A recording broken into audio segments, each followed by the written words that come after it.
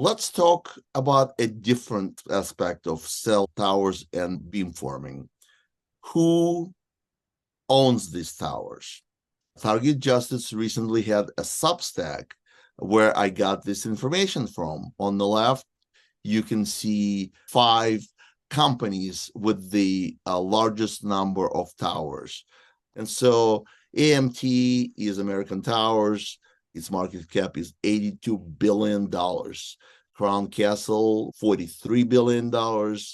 SBA Communication, $48 billion.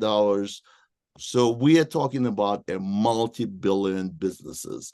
And what's interesting is, for example, for American Towers, 98% of these shares actually held by financial institutions.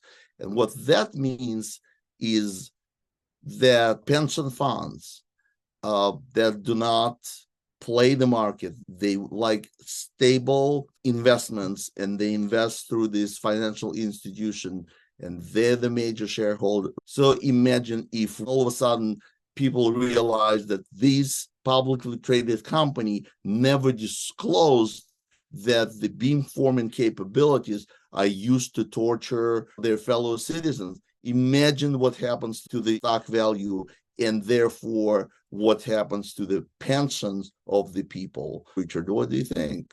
Well, it's a good point to make, Lynn. In our newsletter, we were alerting officially for the purposes of targeted justice to let some of the executives at each of these companies know that we are aware what their cell towers are being used for. The appropriate reaction on their part should be to ask us questions like, can you identify specific towers that have that problem? But that's not how they're responding. They're not responding at all in most cases. We're not aware of any official responses back to targeted justice denying or certainly not asserting that our claims are correct. I understand, Richard. Let's go to the next slide. So I also looked at each of these companies, not all of them, and I found out that the beamforming is actually disclosed on the company's website. So, for example, this is a part of American Tower US Technology and 5G update issued in April of 2018. And this is before sort of the main rollout of 5G update. And they compare the 4G and 5G technology.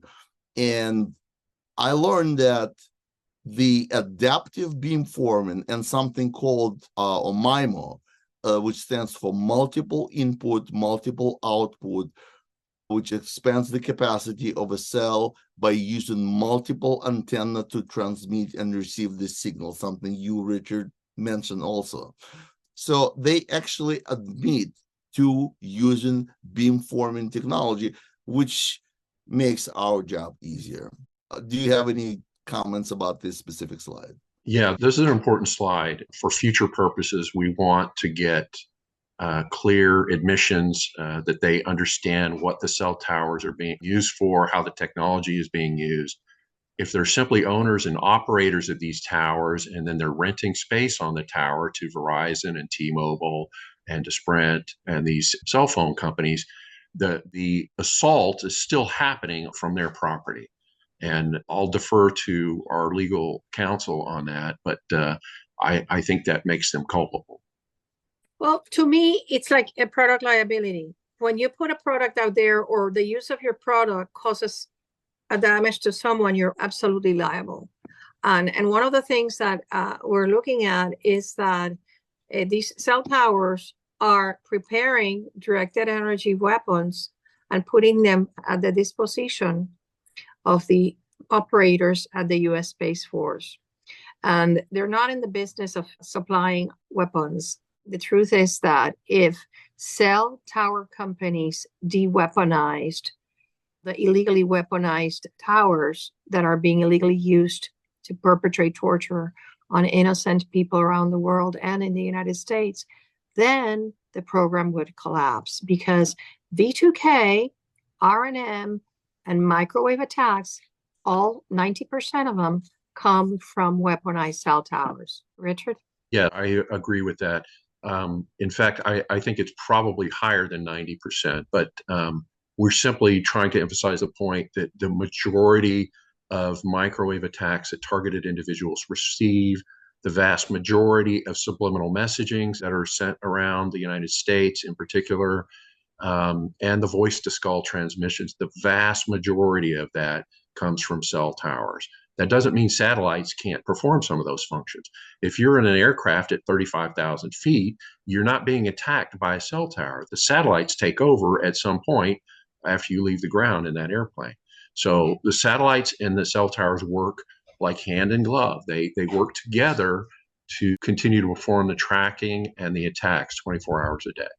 So this is about Crown Castle, and I found this article dated February 2018, announcing this unique platform that leverages a fully virtualized end-to-end solution and the implementation of user tracing beamforming antennas for the first time in a live environment. Deanna, you have a comment about it? Yes, well, now you're going to have to be on the lookout for their 8K and their 10Ks is on the forward-looking statements and the potential liability, because I know that a lot of targeted individuals with the grassroots organizing that Goji has done, they have been sending letters demanding that the weaponization of these towers. So they are obligated to report to their shareholders that they might be jointly liable for the torture and attacks, microwave attacks on innocent people.